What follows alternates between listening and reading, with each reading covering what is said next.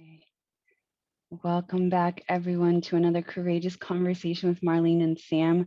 Today, we have a great business topic for you. It's discussing risk management and really ensuring that we have that great overview, those insights, the implications of understanding where your risk is in your business and how to ensure that you have the baseline, that the processes in place to have the checks and balances, have the moments of concentration come into your business. Marlene, I would love to have you start off by just giving a little introduction of your professional history so that the audience understands your area of expertise and how this beautifully aligns.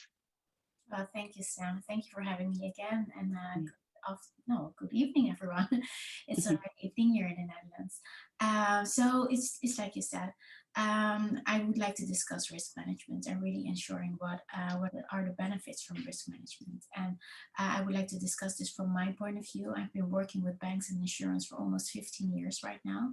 And risk management there is obviously something that is very much implemented. It's very much governed. It's the whole procedure of having a financial instrument that creates revenue. Well, that from the hedging perspective, having the policy and procedures in place is something that I would really love to reflect with starting entrepreneurs or entrepreneurs, showing that risk management is something that can really help you create sustainability within your business and just longevity, and why it's just knowing what are the risks and knowing how to deal with that and have that financial impact ensured, so that you're able to just work with your financial capabilities. And my business idea in this, just like I said, I have 15 years working with banking experience, but also creating creating fundamental 5-pillar fundamentals to just understand the driver, the vehicle between risk management and financial management.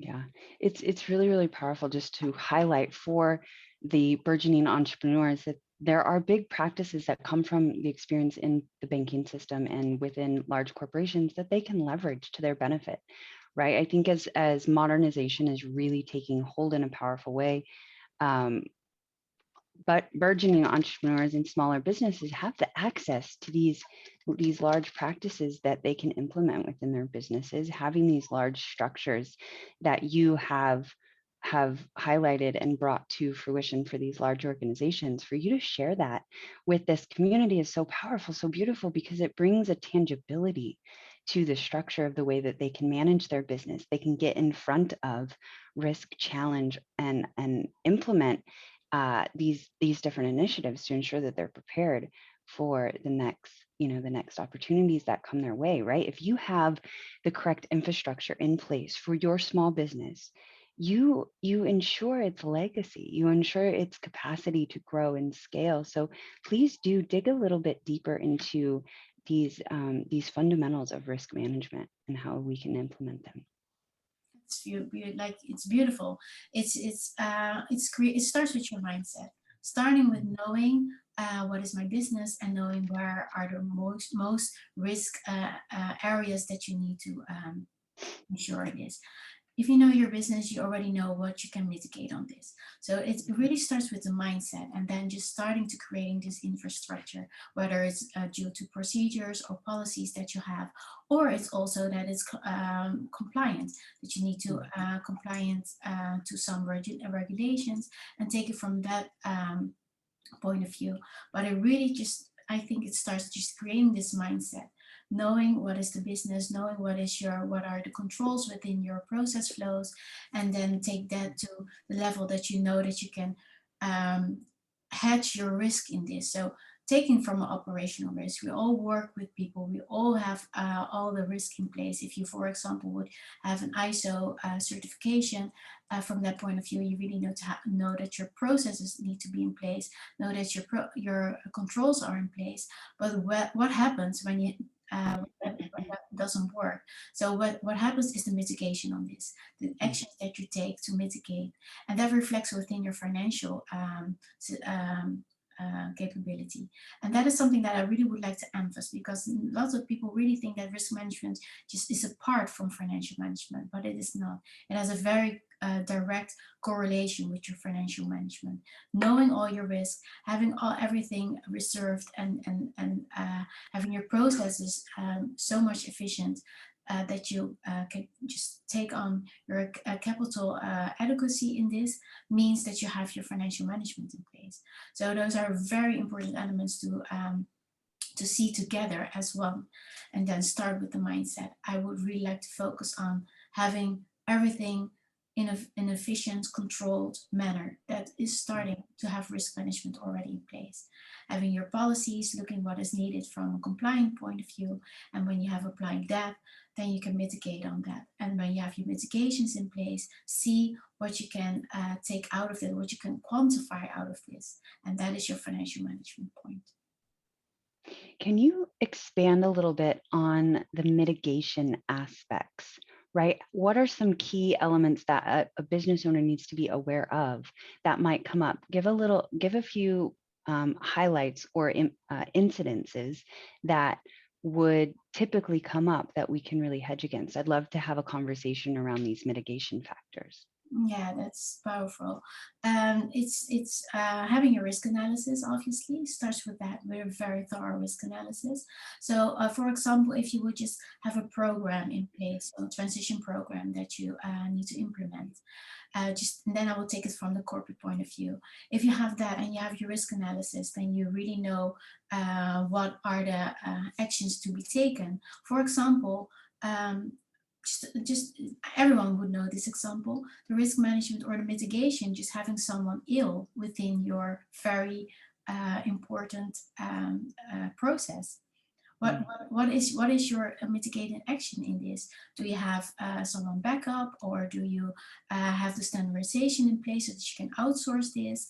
Or is that just something that you really did not take into consideration? And then you have your financial risk in this, because either you need to hire someone externally, take the time to work with them, instruct them, and just lose money on this. Just actually, it's the fine correlation that I just mentioned. If you don't have the plan B, in just in the normal wording, if you don't have your plan B / your mitigation action in this, you will lose money in this. So that is something that you really need to take a very careful look at it. And the examples, for example, in hospitality for now, having how wages are going up because people just moved back during the pandemic. How did you mitigate on that? Did you reserve extra cost on this, or also having taxes deducted? Have you mitigated on that? So I think there are quite a lots of examples right now, really right now, that are occurring, and just you really need to be very much aware how it reflects your operational risk, and then within your risk, in your financial risk, and what does that mean further down the line on your P&L. I love the tie-in when you understand the processes that need to be achieved within your organization, making sure that there's I love how you said it, a plan B, right? The backup plan. Who is the contingency leveraged against? I think the who is very important here, right? When we discuss the personnel of our organizations and understanding the legacy plan or the risk aversion plan for them to go out, right? If they need to have a surgery, if they cannot come back in because they have an extended issue where they're away. You know, sometimes in the boardroom, we get so ethereal about creating the big vision and the long-term vision, but the frontline grassroots movements of an organization need to be considered. And so I love that, you know, there's the bridge between when you get the personnel issues evaluated, you understand that the financial implication will come unless you mitigate. And so I love the bridge that you created for everybody there. Yeah, and also it's in the contingency plan. So your plan B is the who and it's the what, and the what element obviously here is your infrastructure in this. So we are very much well know, IT is very much well know what they need to do when there's a downtime or something. They have a whole procedure that they need to work on this. But you see, when someone gets ill, we don't have this procedure. We just think, wow, he's replaceable. That is true, but still you have this time and period that you're losing working together and losing your money on this. So yes, it's like I said, having the who very important in your Mhm. contingency plan, but also knowing what is your what, because if you're very reliant on your infrastructure, that is something that you really need to carefully take in place and draw your contingency plan to the finest detail in this, just to ensure that you are up and running and have a performance of 100%. Beautiful, really powerful. And when a business or an organization, small or large, comes up against something that is a new opportunity, how does that play into the risk management scenario? How can we plan for the unknown opportunities of the future and not just the risks as well? A very good question. Mhm. Having Well, I need to think about it because it's just it's very within program managed strategy. This is something common. So we even Mhm. project on risks that are foreseen into the Mhm. future.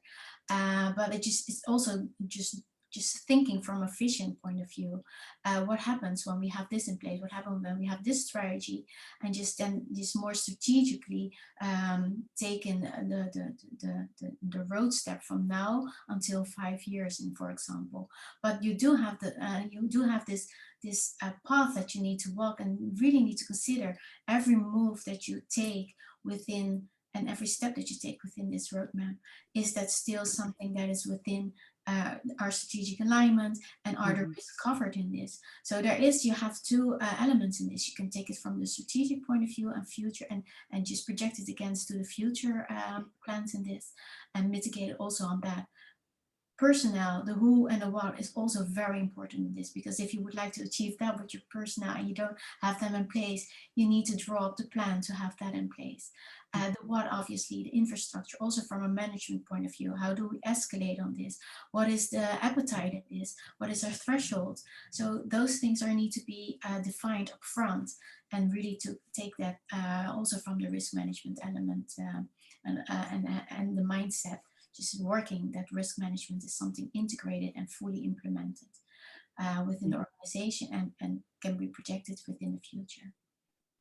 Yeah, having that agility within the model to grow and expand for each of these upcoming opportunities is a beautiful exercise that organizations should find a comfortability in. Right, agility is a muscle that can be tested and can be grown. And I think as organizations grow, sometimes we retreat, sometimes we retract, right? But leadership positions have the opportunity to be expansive in that place. Yes, it's just having this mindset.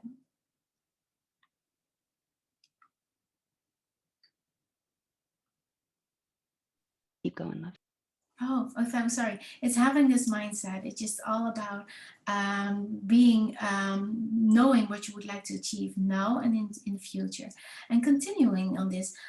Just just having a very clear mind in this, and don't take it lightly. Though it's very important to have your risk management taken in such a position that you can really benefit from this, and have the financial capabilities that work with that, and see what the financial gains that you will have. You can just, it's very difficult to quantify, obviously, but you will know if you would just, for example, have a very strong contingency plan that you can quantify and say, well, at least I saved so much, 100,000 millions or whatsoever, just because I had this process more in place, and it has been more structured. Mhm. That structure is really, it's important, right? How do we ebb and flow? How do we bring in new opportunities to evaluate the business? How do we keep that agility moving and integrated within the culture, right? The culture of the organization. Growth factors can be great opportunities if at a cultural level this is something that we plan for, this is something that we integrate into the through line of the organization as growth is optimized, as new challenges arise, right? How is that agility coming into that risk management? How comfortable are we as an organization with change?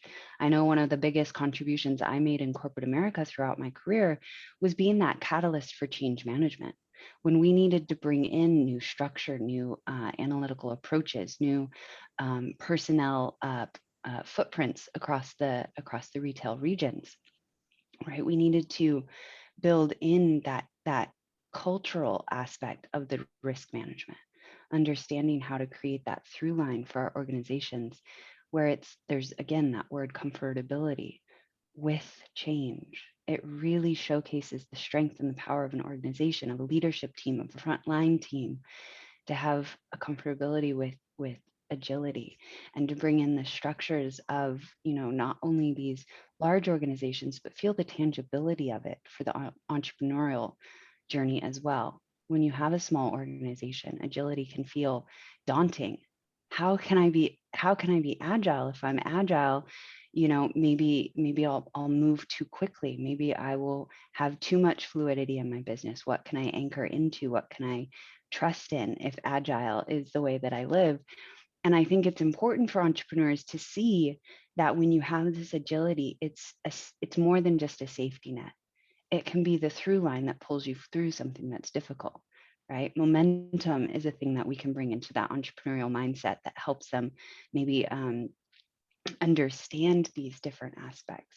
When you have the momentum of your organization fine-tuned and highlighted through this how would you say it? Maybe the infrastructure, yes, but the elements of this infrastructure are visible, they're tangible, they have, all the elements um, very, very transparent, having that transparency in these smaller organizations as well.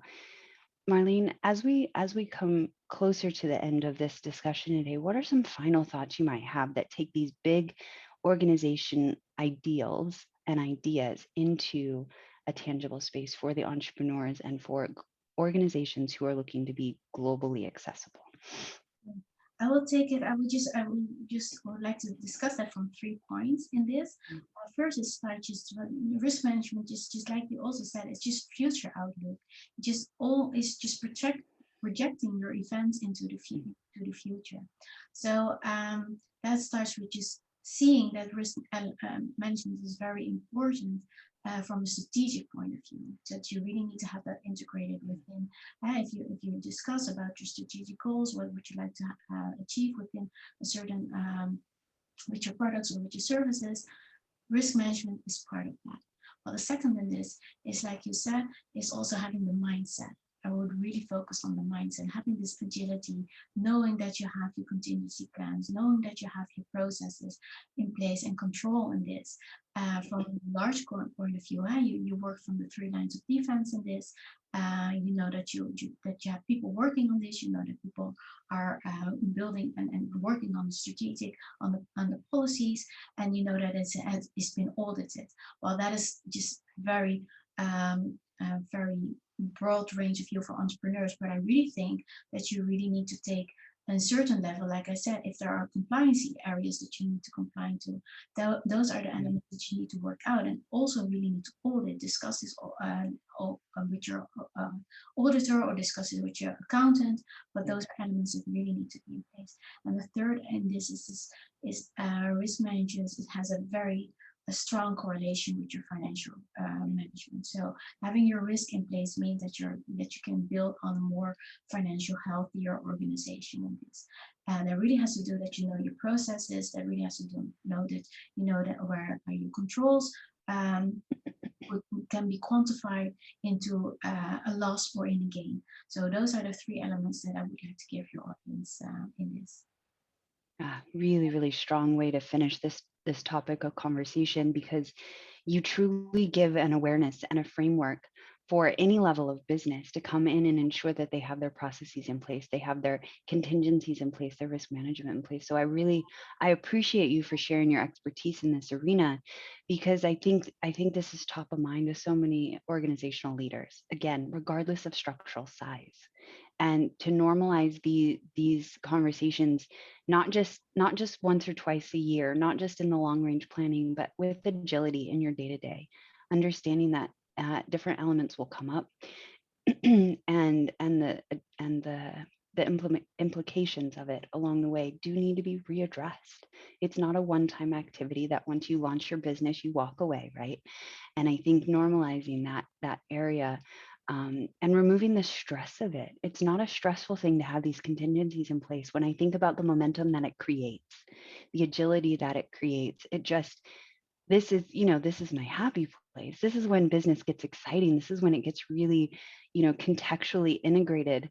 It changes the amplification of the business. It changes the culture and the flow of a business. So I know Marlene and I both love this area of discussion because it just takes the stress out of business and brings a tangibility and accessibility into the creation and the amplification of business at large. So for everybody tuning in with us now and in the future, thank you so much for your time and your attention. Let us know how these areas of discussion have been integrated into your business. Let us know what areas you would like us to discuss next.